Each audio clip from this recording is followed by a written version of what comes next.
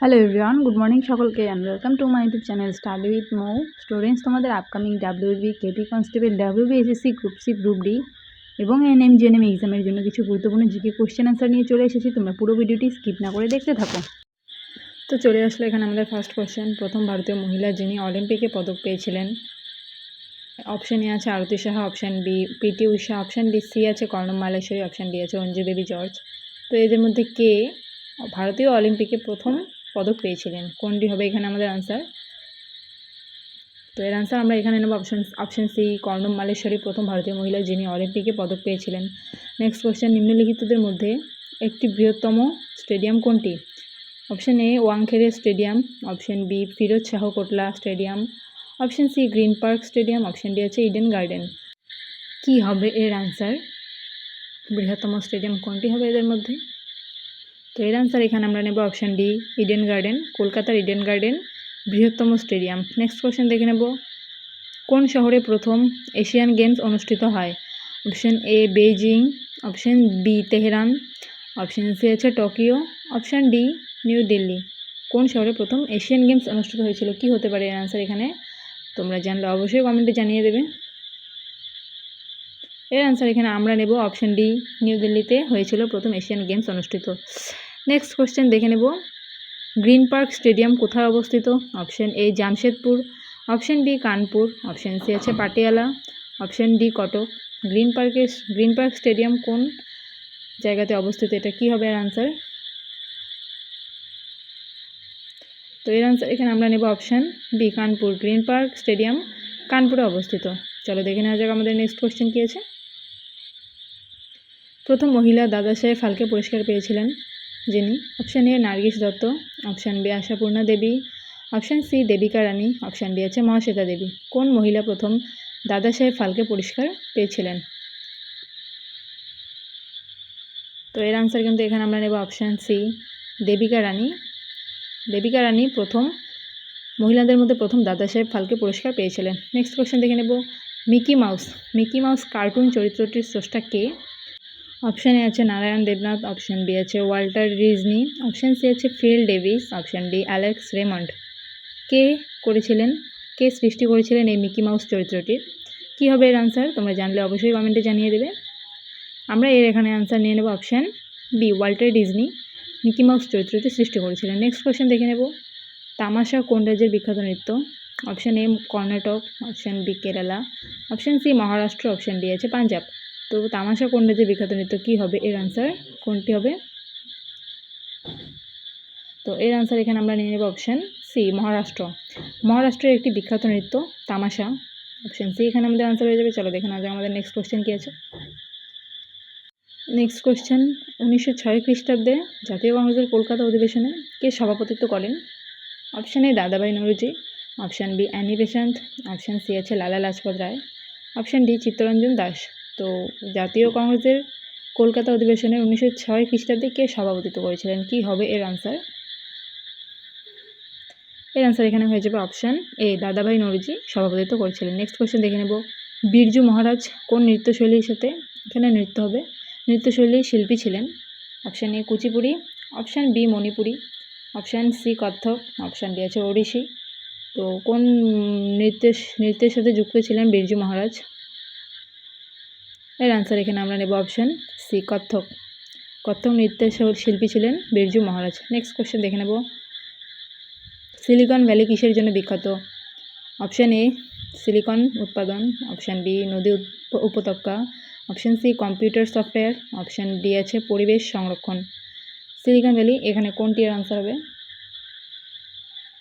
তো এর অ্যান্সার এখানে হয়ে যাবে option C computer software Silicon Valley ব্যাঙ্গালোরে রয়েছে। নেক্সট কোয়েশ্চেন দেখে নেব আমাদের, রেড ক্রস দিবস কবে পালিত হয়? অপশান এ 8ই মে, অপশান বি 8ই জুন, অপশান সি 11ই জুলাই, অপশান ডি আছে 16ই মার্চ। তো রেড ক্রস দিবস কবে পালিত হয়? কি হবে এর আনসার?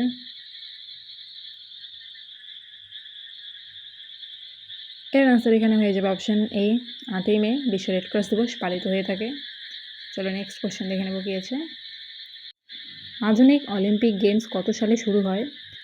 প্রথম হয়েছিল অপশান এ 1892 খ্রিস্টাব্দে, অপশান বি 1896 খ্রিস্টাব্দে, অপশান সি 1900 খ্রিস্টাব্দে, অপশান ডি আছে 1904 খ্রিস্টাব্দে।